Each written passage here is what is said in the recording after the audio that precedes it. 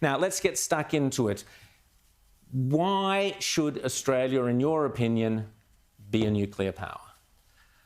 I think we can't afford not to be a nuclear power. I think the big challenge we're now facing, which is depressing to me, is that we are in a massive thought bubble about how we can get electrons from solar panels and wind turbines, both of which I worked on in the 1990s and the early 2000s, and came to the conclusion that they would not work.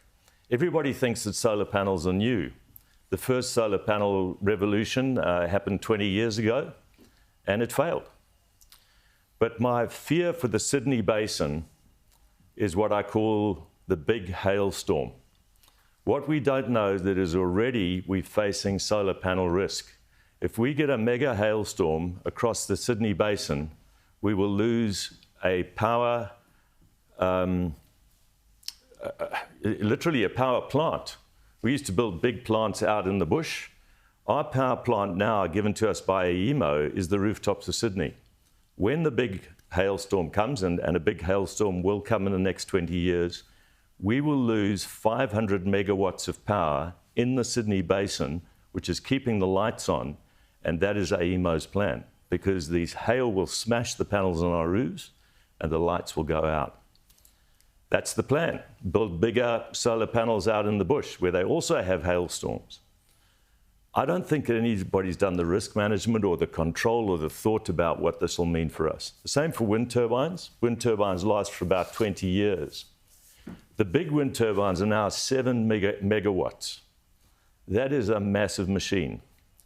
In the Sydney Basin, they work 37% of the time. Summarising, 2 days out of every 5, everybody says to me, "Adi, but the wind's always blowing somewhere." No, it's not. It's highly correlated across Eastern Australia.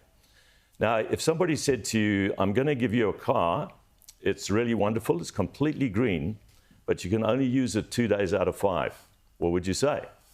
Probably not.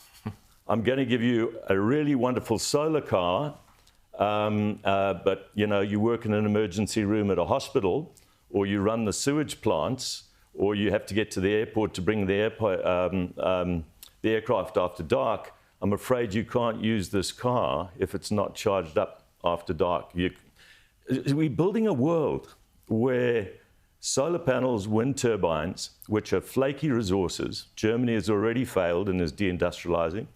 I think it's possible that BMW will move out of Germany in the next 5 years, because Munich now is a little bubble of failed plans, which is the AEMO plan. My own view is that AEMO should be completely restructured. It should be brought back into the real world, not Animal Farm. Animal Farm, where frankly, I think Animal Farm is a little bit kind to the AEMO paradigm at the moment. Really what I'm saying with humour is that I'm deeply worried. Yeah. I think the Australia that we love is on the edge of a cliff.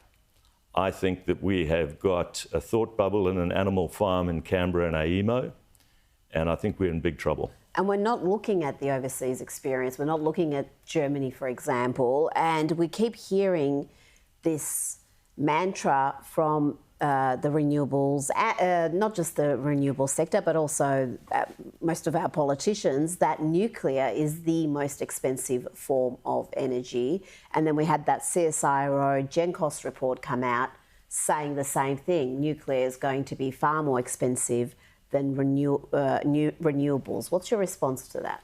The GenCost report looks at one reactor which is being built in Finland. It's a gigawatt scale, that's 1,000 megawatts. I'm not proposing that we build, and I haven't proposed that we build gigawatt scale reactors in Australia for the last 2 years, but people are not listening. I think we should be building reactors at the scale of a large wind turbine. There are reactors being built in the world today that are 5 megawatt reactors. I've just told you that a big wind turbine is 7 megawatts. Now, what are you going to choose? A 5 megawatt reactor or a 7 megawatt wind turbine? One that's going to be on all the time, that connect into the grid that you've already got. It's very close to an existing power source. It's got a safety case, which is the container on the pad. You don't need a 10-kilometre safety zone. These are already licensed.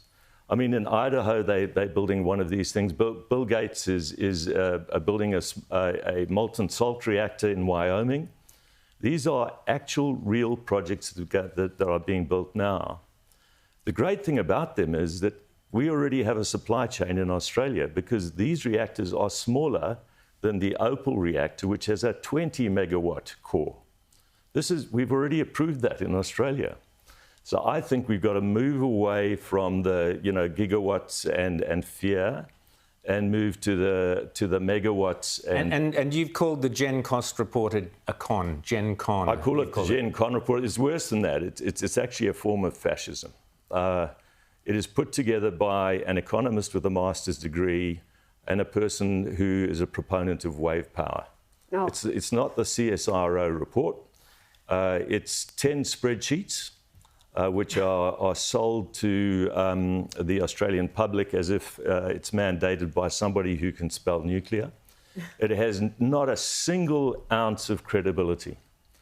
I believe that we could have a new report. In fact, I was talking to one of my colleagues that we're going to start a little startup to do this, to take out the Gen Con narrative and to create reports for at a municipality level for each municipality of what nuclear could do for you with these smaller plants that I'm talking about. Some of these plants could literally be in our backyard within 5 to 7 years. That's the build time. It's about the same duration as a wind turbine project, a big wind turbine project takes. We just have to change the paradigm. We lift the ban, we take the power away from the central government, and we give it back to state governments. James? Adi, just quickly, the UAE, they've got lots of sun, as we do, but they've introduced nuclear. What's happened to the price of electricity since they've gone nuclear? Well, first of all, it's become much better quality, so you can keep your industry going.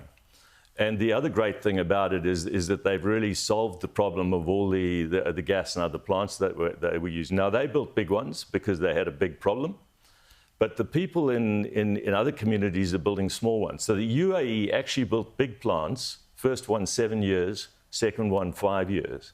It's just wrong to suggest that it takes too long, costs too much.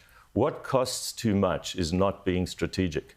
Nuclear is complicated, but hey, we can deal with complexity. We're Australia. And you reckon the costs will come down with nuclear energy in this country? I'm absolutely certain because I'm an expert on the grid, not just nuclear. Yeah. The cost at the fence, you pay more for the cost at the fence of the plant, but the cost in the home goes down to 1/3. We know this from Finland. Their big, expensive late nuclear plant, when they switched it on, the price of electricity to finished consumers went to 30%. Fantastic. It's been done. Brilliant. Adi Patterson, thanks so much for talking to us. A fount of knowledge there on nuclear energy, and there's so much more we could talk about there. Thanks so much for coming on Outsiders today.